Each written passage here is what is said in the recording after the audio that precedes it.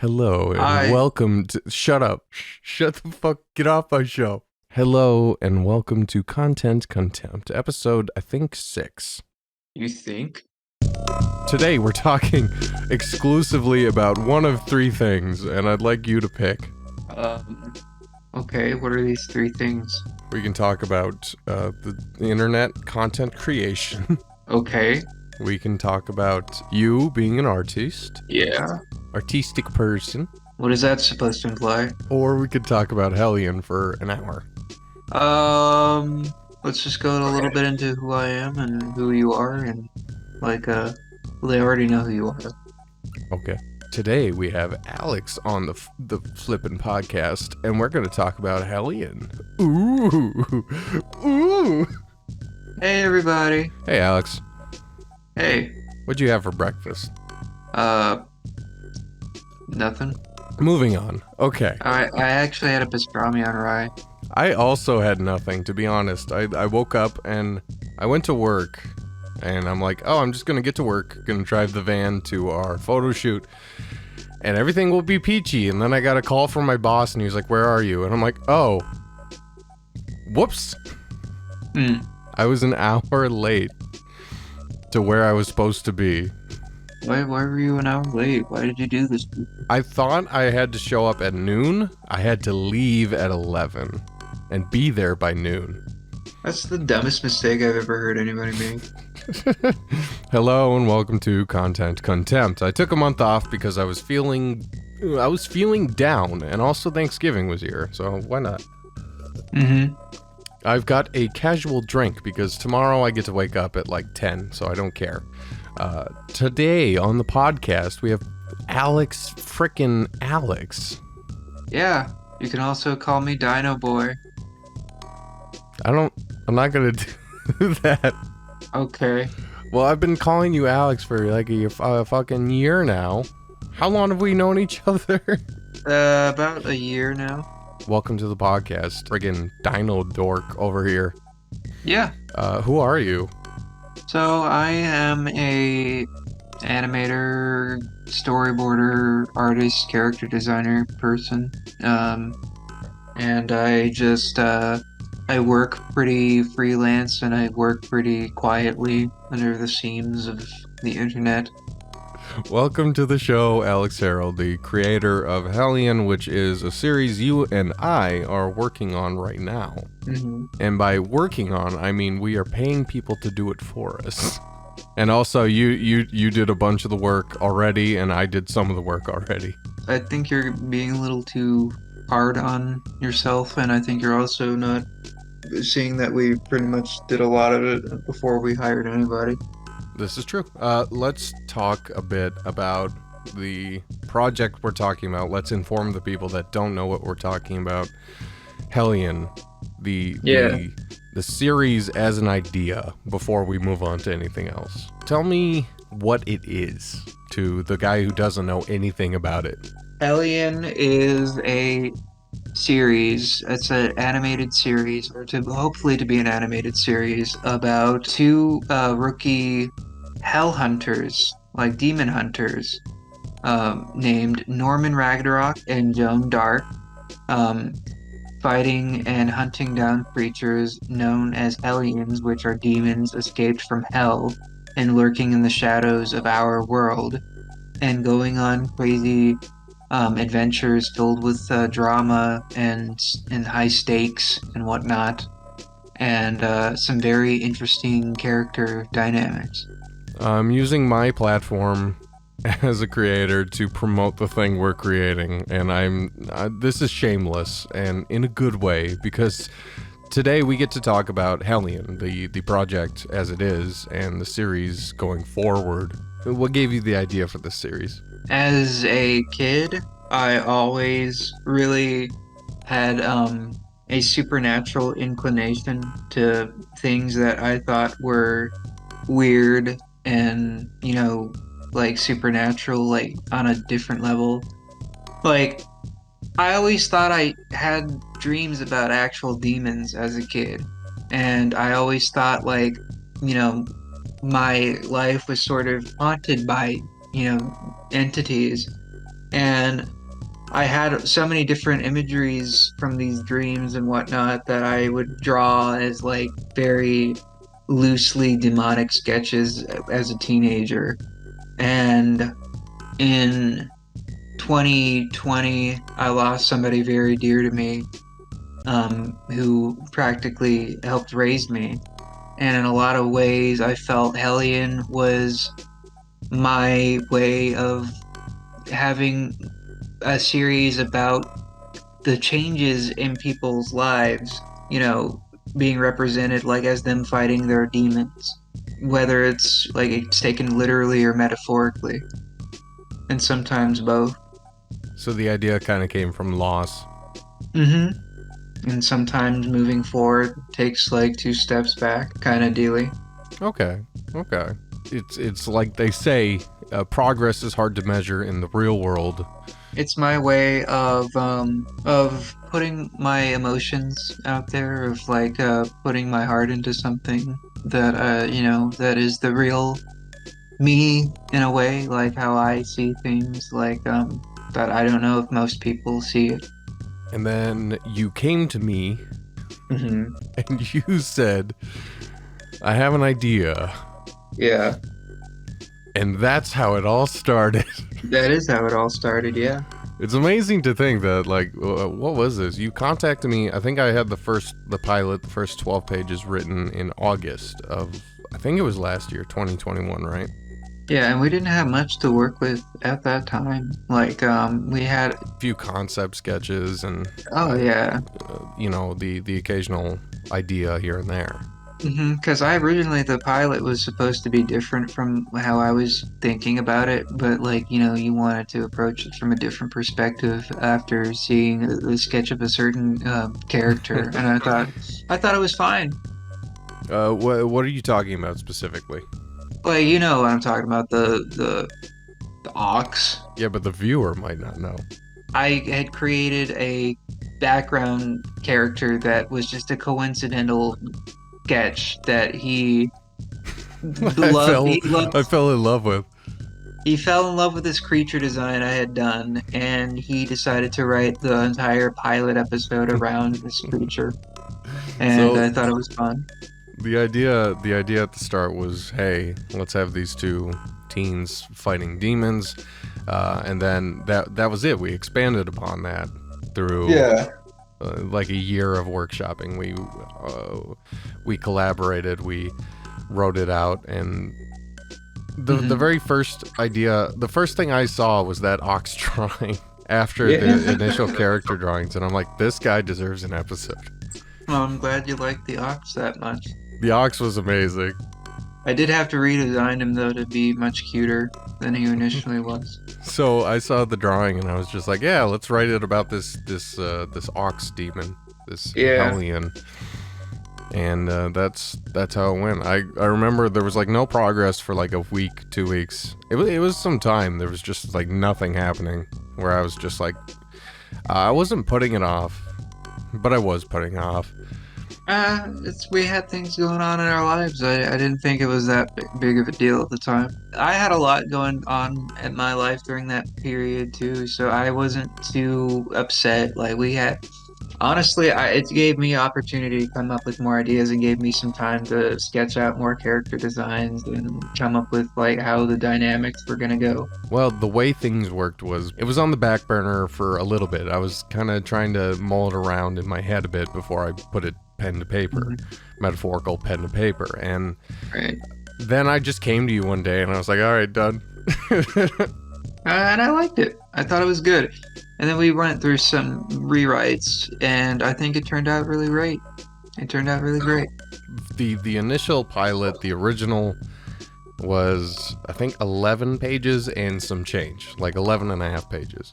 hmm And I remember when I finished it, I looked at it and I was like, this is probably the best thing I've written so far. And I'm not saying that in like a self-congratulatory, masturbatory way. I'm saying that as like wow, I actually took structure and made something. I think you did a great job. I think you did fantastic work. And the pilot was finished in August. I want to say late August, probably last week of August. from there, we were just like, okay, what else can we do? And I asked you ideas for episodes, and well, we kind of, for a while, we were working a little bit separate. You would give me ideas, and I would write them down, and then I would Yeah. give them to you. I'd be like, what do you think? And then you'd be like, well, this, that, and the other. And then toward the end, we basically we wrote them together. Yeah. And I think that created some really awesome episodes from them. Some of my favorite episodes, yeah. I mean, the later episodes, and especially, I really enjoy what they became in the end. Yeah, definitely. I enjoy writing a lot of those emotional moments with you, a lot of the high stakes moments with you, like the moments I feel like that I could only illustrate, with my mind that I was able to, help you write. And that is the setup. That is the all you need to know going into this. We're going to be talking about this. It was a lot of fun, and we did a lot with not very much to start with, and then we expanded upon it, and we created all this great stuff. You did the art, you did the concept work, I did some of the writing, and then we wrote together, and we bounced off each other. Right, and we had some friends like work and contribute some really great ideas, and especially with one of our good friends. I don't know if I'm gonna name him here, but he did a really good job contributing some concept art that ended up at least inspiring one design for one character. We crafted this world, these people, these characters, and we tried our best to create interesting episodes around these characters. Now, the initial run of ideas was 25-minute episodes, so 25-page scripts, and we would just, and together we made 14 episodes. Yeah. A bit ambitious. Mm-hmm. In a good way. But I honestly really enjoy them.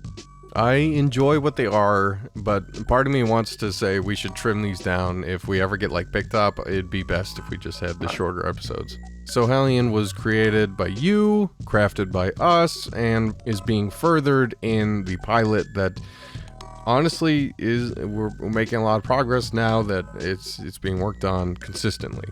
Mm-hmm. And I hope everybody likes it. The thing is, right now it's an animatic. We don't have the money. Well, we don't have necessarily the money nor the resources to fully produce a fully animated pilot right now. We have hopes and dreams. Well, I'd also say that, with what we have produced, I think it is very amazing. And I think that people are going to like it, regardless of the limitations of an animatic. At least I hope. Not too long ago, this is probably right about when we finished writing it all, I suggested we should probably make a pilot at some point, and then now we're finally going through with it to a great extent, where we're making this animatic.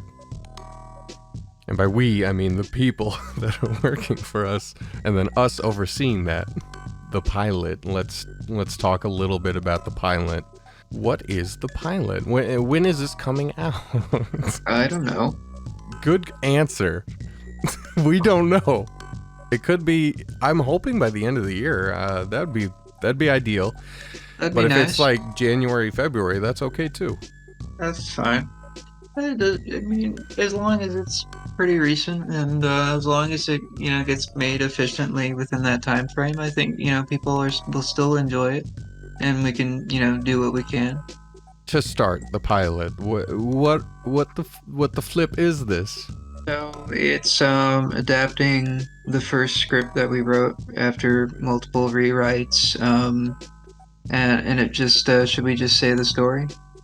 We can talk a little bit about it. Maybe not the ending, if we want to keep that a surprise. It follows both Norman Ragnarok and Joan Dark being assigned by Douglas Dark, Joan's father and the homeroom teacher of this secret hell hunting class, assigning them with the task of hunting down, quote unquote, this Hellion ox that has been let loose into the school as their first assignment to hopefully be acknowledged as full hell hunters. What can people expect to see? Probably some hijinks, some fun character interactions. Are we talking like Tom and Jerry hijinks, or are we It's talking it's like a Golden Girls hijinks?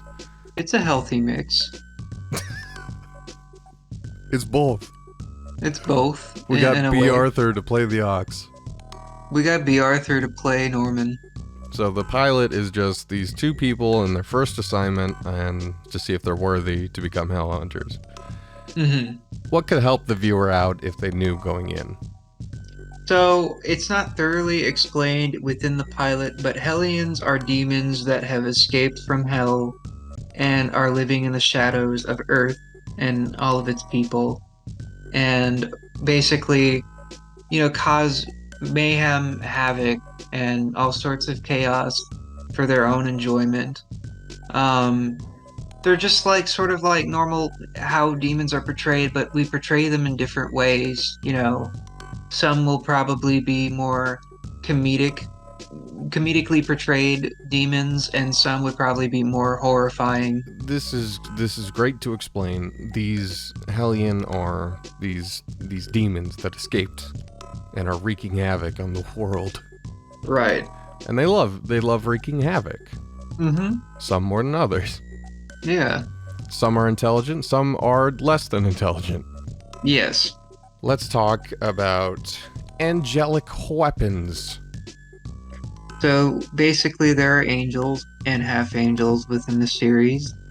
Some of our main characters are those said angels and half angels, and they can manifest their angelic wings into specific types of ranged and artillerist weaponry. The way I interpreted it from your initial idea was that everyone's just blessed with their own weapon at random, but not like random, like someone's picking it behind the scenes. I'm assuming whoever, like God had written these down in advance.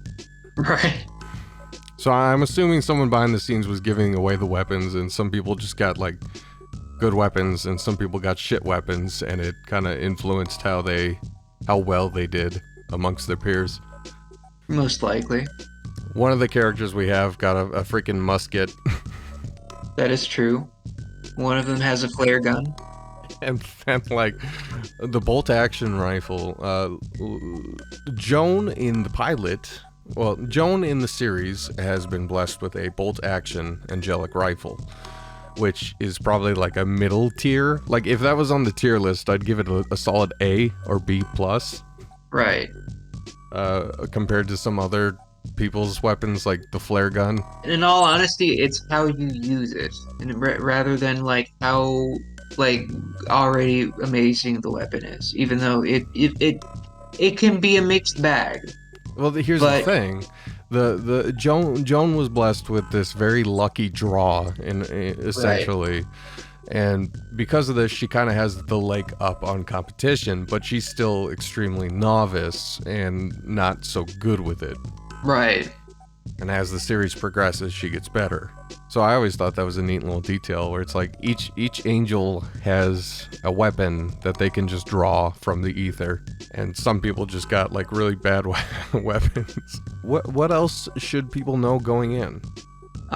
There are also characters that necessarily aren't humans, essentially. Like, they don't necessarily fully look like normal humans. They kind of either look like animals or some weird homunculus-looking creatures. They kind of just exist. But that's usually because since this is a more fantastical world, because this is a fantastical world, we get our pick of the litter. We get, goat people, anthropomorphic goat people.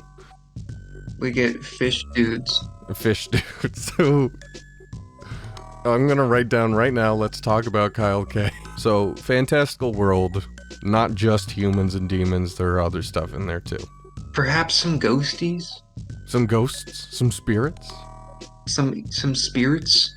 The initial idea was to incorporate that more into the series, but that kind of got left by the wayside. Doesn't mean that we won't do it, though. This is true. Yeah. I mean, the series has not been fully completed. Yeah. There's room to put them back in. Yeah, we've got a lot of ideas that we can incorporate, especially if we want to do other things, like other episodes. Well, there are demons, there are creatures, there's the overworld and underworld, the real life mortal realm, and then the hell beneath it. And occasionally these demons escape and wreak havoc, and it's up to the hell hunters to put them back in check. Yeah. Joan very much wants to become a hell hunter to do her due diligence, play her role in this metaphorical opera. Right. And she has her own personal reasons attached to, some of those things. Yes, there are motivations for characters. Right. Expanding on that, the pilot is just, here is Joan's chance to prove herself and become a hell hunter, and Norman's also there. Well, Norman's got his own thing going on, I'd say. He's just like, the thing is, I feel like he is pushing Joan to not just be a better hell hunter, but to be a better person. Yeah. Yeah. So that is the pilot. We're just trying to show you this a glimpse into this world and show you these two characters that would become the main characters of our story. Should we go into side characters? Let's talk a little bit about characters that you aren't going to see in the pilot, but you might see if the series took off. Let's start with Kyle K. Really? So, I did a doodle before I met Grant of this guy with a very bulbous eye and a very like MC Escher sideways face. And then I eventually just doodled him into this guy with this weird looking face, and he was wearing a leather jacket. And I told Grant, this is Kyle K. And he was like, "What does Kyle do?" And he's like, "He's just Kyle." He's just Kyle K. He doesn't talk. He's just a fish person. Yeah. And he's the most badass character, is the running joke we had. Yeah. Where it's just like, how could we put Kyle K in this episode? Originally, when I was thinking about Hellion stuff, I was like, "Oh, what if we had him rumored to be a really a good inventor, that he invented all these badass weapons and whatnot, and it's just patented by Kyle K, and we show him, and he's just this fucking guy." It's just this fish dude who can't speak. Yeah. Oh. So the series is not only about Norman and Joan, it's about the city of Calum, which I'd like to point out that I came up with the name before Elden Ring did Caelid. I don't think it's gonna matter. That's not even worth taking credit for, because Calum literally translates to heaven. Mm-hmm. That was the laziest placeholder thing I wrote, and I was like, yeah, let's just keep it like that. I liked it. It rolls off the tongue. I think it works. It does work. So this series is about the city more than it is about... Well, the series is more about the city and the characters within it, not just Norman and Joan. Yeah. So in the structure we had laid out for the episodes, we plan to, kind of explore more characters across each episode. Right. Kyle K was one of them. We had semi-antagonist Garbe Jr. Yes. The goat boy. Yes. Who became the meme of our Hellion server. Yes, we did. That's because I drew him just being a doofus. You kept drawing him being a dork. And he's I supposed know. to be this mean, well-off rich boy who's an asshole to everyone. And he sees everyone beneath him, and then you drew him with the dorkiest face saying, "Hey, babe." I think that's before I even drew him officially. I'm gonna put some of the concept art in the description, and the palette of Gatorade is gonna be the one Garbe Jr. thing I put. Hey, babe, don't touch my Gatorade. I thought it was funny because it was just I hadn't even had the final design just yet, and I was thinking about and what's even funnier is that his funny design is what ended up inspiring his final design. He's kind of a dork. I wrote him like thinking, oh, this guy's badass, and then you just came to me with a drawing of him saying, "Hey, babe." I thought it was funny. It just made me think of him as the biggest dork ever. I think he's just a guy who is going through a lot, and he can be a chill guy on the inside, but he's masquerading into this facade that isn't him, you know? Like he's being forced to be somebody he's not. What else? What do you got? We've got Longino. Yes, Mr. Lungino. Longino, he runs the pizza parlor. Yes, he runs the pizza parlor, Lungino's, and his name is inspired from my great-great-grandfather, Sylvester Lungino. And Longino is important to the story because he sort of trains Norman toward the start. Because Norman's a bit of a loser. Right, he's like the Rock. He's like the Master Roshi of this group. We're gonna get Dwayne "The Rock" Johnson to play him. No, nope, not even Nope. close. He's just this big, buff Italian man who is a pizza chef, but is also like a very strong, capable, smart guy.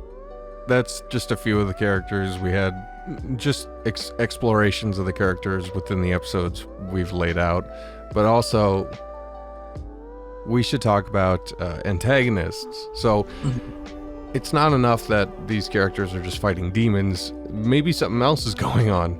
We've got this person called Lars.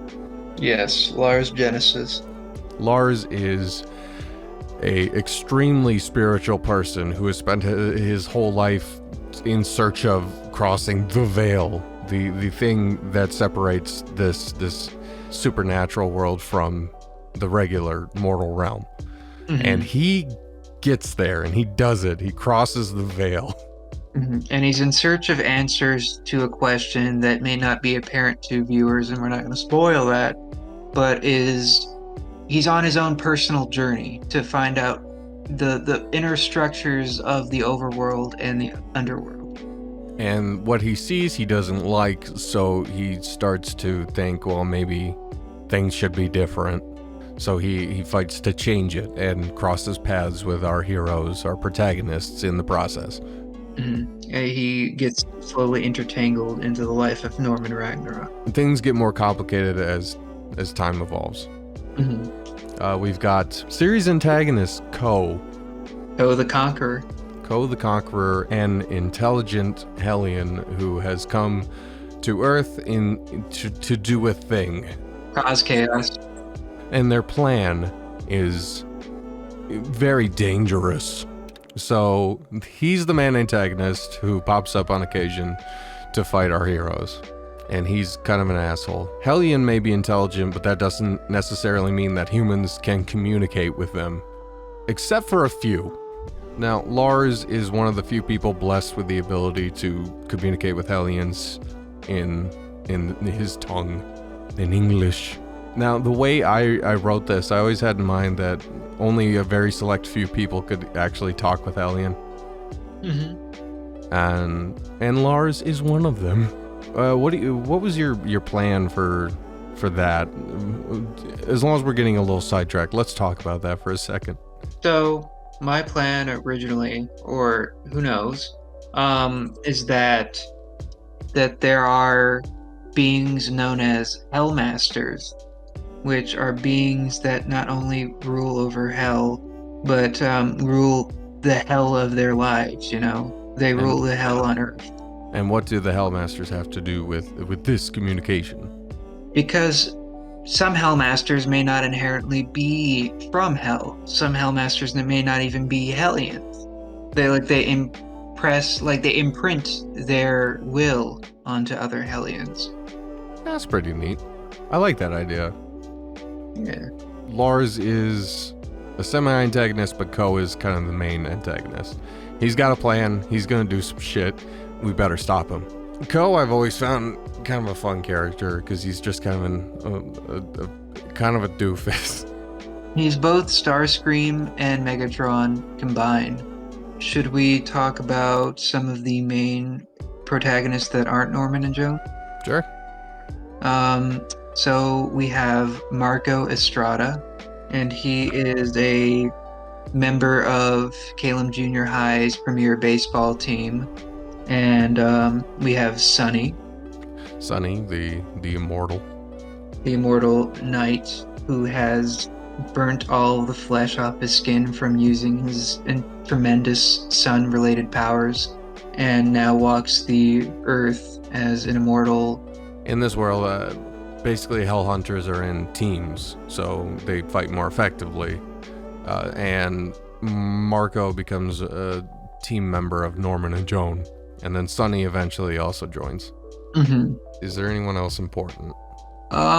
Should we talk a little bit about There's Mr. Dark. Douglas Dark is the biological father of Joan Dark, and he's the homeroom teacher of this hell hunting class. And he is training both Norman and Joan to be the best hell hunters they can be. And Mr. Dark is, like you said, the kind of proctor for this program. He's the guy who oversees the hell hunting extracurricular activity of hell hunting. Now, hell hunting in this world, there are actual, like, there's these people, they sign up for duty, and then they perform their duty. They keep the city safe from Hellion. The extracurricular activity is to try and recruit people to the program. During the day, the school is just normal school, like nobody suspects a thing, but to the people that have seen Beyond the Veil, they get the opportunity to become hunters and extracurricular activities related to that. And he has a very close tie with Norman, and he is sort of like his surrogate father figure. Because Norman's dad is super dead. Well, dang. So that's pretty much it for characters. We got the protagonists, the good guys, and the bad guys. We can just talk about the episodes, like the first few episodes, the ideas we had. Right. Things we had in our brain that we want to happen in the series. Episode 1 follows their initial trial. Episode 2 is the episode centered around Marco.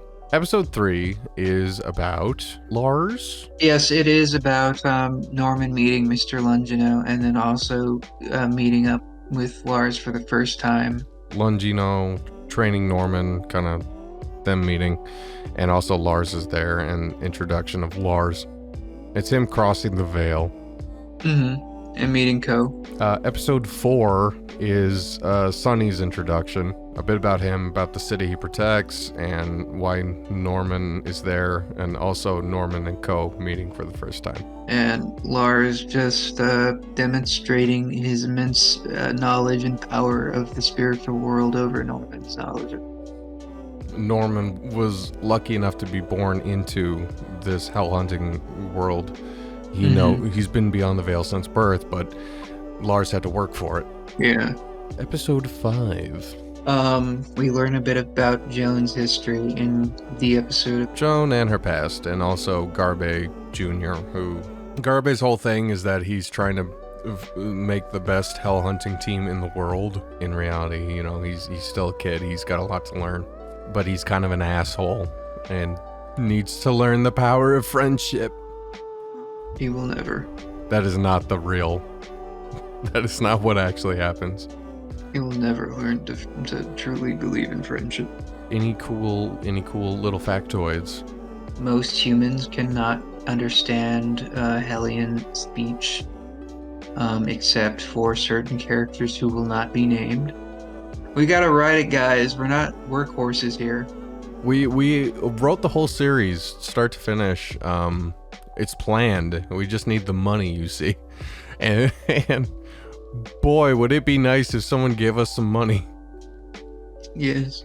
Hellion has been a fun project to work on. I really enjoy it. I'm glad we met. Yeah. Some cool shit has happened as a result. I had Hellion in my brain for 2 weeks before I talked to you. And You actually you told me, and I didn't remember this. You told me you approached me with Mouse Machina first. I approached you with a different idea at first. And I'm like, that's stupid. Let's do this other thing. Yeah, you said it that way. We didn't talk for a full 2 months before so we didn't know what we sounded like, or like we didn't really know. We We weren't really writing concurrently. We were just kind of just, I don't know, we were just doing what we wanted, and then we eventually, communicated through text yeah. for the longest time, and then one day we just were like, you want to voice chat? And it was like a little bit awkward because it always is awkward the first time you voice chat with someone on Discord. hmm But I was drunk, and I just show up like, I'm a little bit drunk. What's up? It was also kind of weird because like I was working on this with you and I was having a blast, and then in real life I had the most. My life was in absolute shambles at the Oh my time. god. Yeah. You've come from a little bit of a rough upbringing. Well, it's also because I have a stupid fucking family member that won't stop stealing money from people. Don't we all? I was dealing with a lot of like um grief, but I think like, in reality when I was working on Hellion, it was very fun with you. Also, my computer blew up. My computer blew up and I lost all the raw files to the original character designs. Oh. It was so fun. Was there anything else you wanted to talk about while we're on the subject of Hellion? What do you hope people like about it? I hope people like my art, like my character designs. Your original designs are realized in this pilot. That's all you. Yeah, definitely. And the animator we got is working right now off of a character sheet that you created. How does that make you feel? It feels surreal, like, just it doesn't really necessarily feel like a real thing because, I doodled for so long, just what I really wanted as character designs. And when I was drawing Joan as the first big character for Hellion besides Norman, I just never really thought that any of these characters would be fully realized into something until I wanted it, and until other people, we just met amazing people that wanted to see that too. What I really hope for is that people, gain something out of it as much as I have, and maybe they can use that as their own coping thing to see that these characters have problems and they're struggling, or even just if they want to draw these characters and just like doodle them in their notebooks or something. I think that's just something that I think would just tickle my fancy.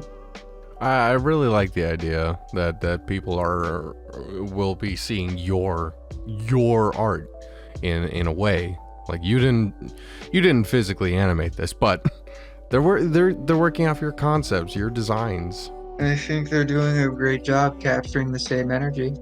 Yeah, I think honestly, I think they're doing awesome. I think they're doing a fantastic job, yes. We will eventually reveal the animator when it comes out, but I really enjoyed their past work, and I'm like, hey, do you want to make a cool thingy? And also, I'll give you money to do it. I think it's been my lifelong dream to have like a series, even if it's not going to be always, who knows, maybe it will be a fully animated series, maybe it'll be a comic or some sort of form of interactive media, or even just like something that people could just read or watch.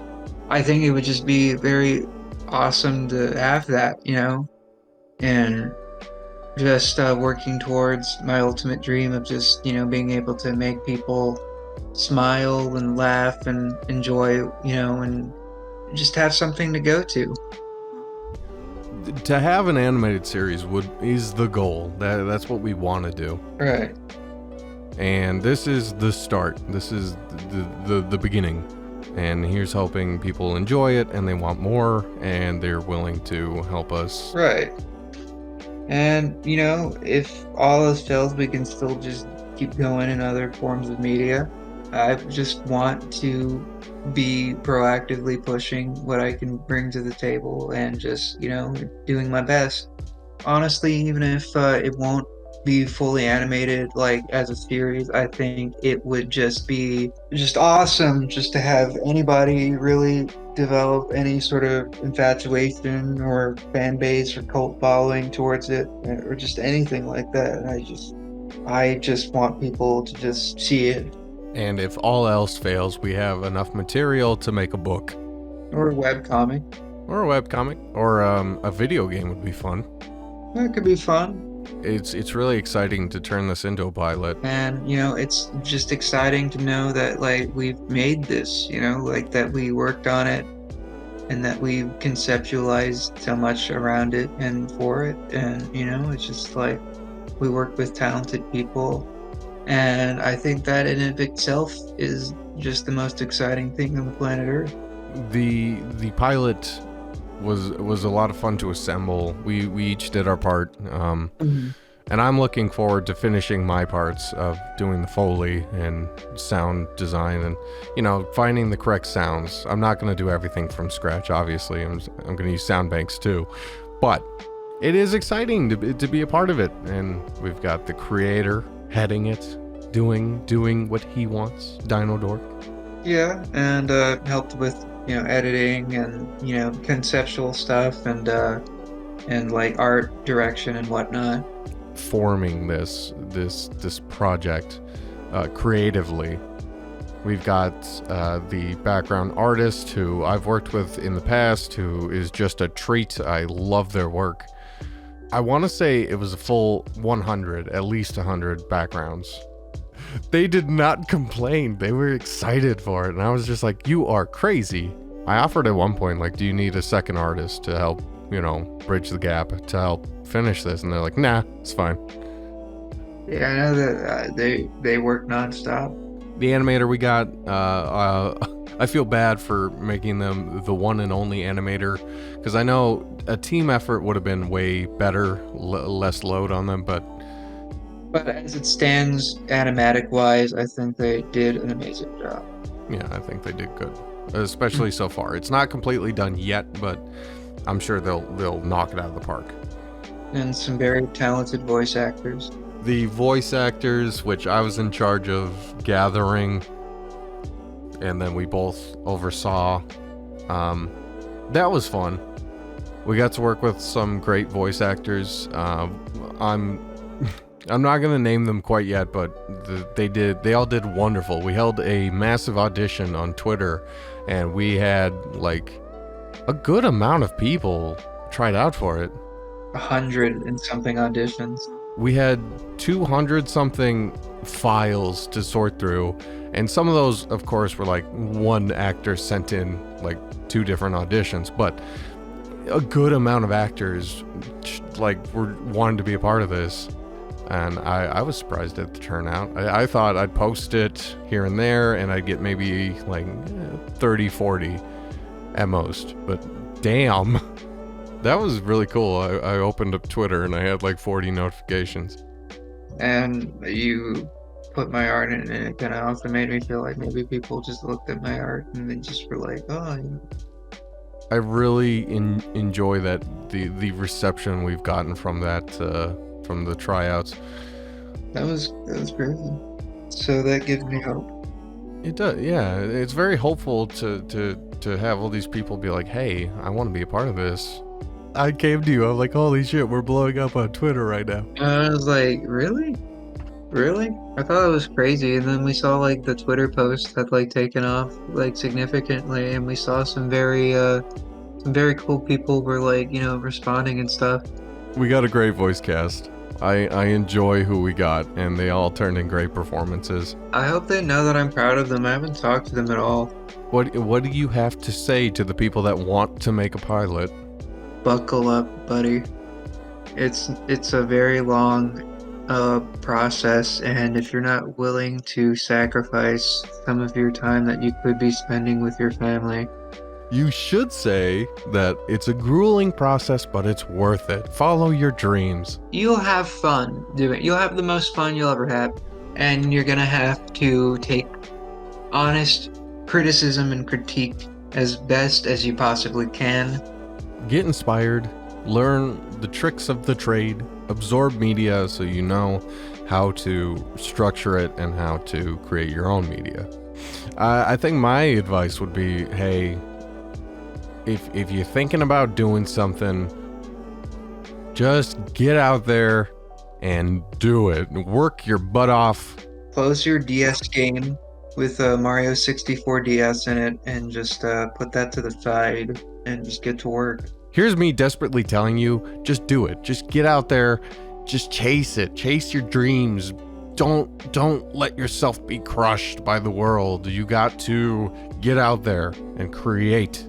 Just do it. Just do it. No more fucking excuses.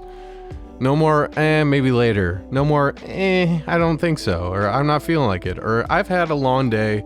I'm not gonna do it. Just do it. You need to take the first step. Doodle something. Get out there, doodle a character. Create an OC. Doodle your favorite anime character. Do something creative. Well, also, be smart with how you manage your time with this. And if you need to take breaks, take breaks. Manage how you can manage and be wise about it. We can't necessarily tell you what's the best method for that, but as long as it is efficient to your schedule and to how you work, then I'd say just do what is best for you. But please do not sacrifice your well-being nor your mental capacity for anything like that. Unless someone offers you a big check. Yes. Even though it may not seem like much now, even like a doodle or a concept can easily bloom into its own thing and become something. I mean, Hellion was just an idea at some point. Yeah, it was. It was an idea just like laying in my little brain. No matter what happens after the pilot releases, I am happy that I have been a part of this. And I will have been happy to have this little thing that we all created together. You and me and our little team of worker bees. Shout outs to our worker bees. So the plan is pilot go out, money come in. Step 2, step 3, profit. We'll figure it out. It's been a ride. It's been a journey. I'll probably eventually have you back on the series once the pilot is released. We can talk a little bit about reception and perhaps future plans. But other than that, I think that's it. Well, thank you for having me. Good night.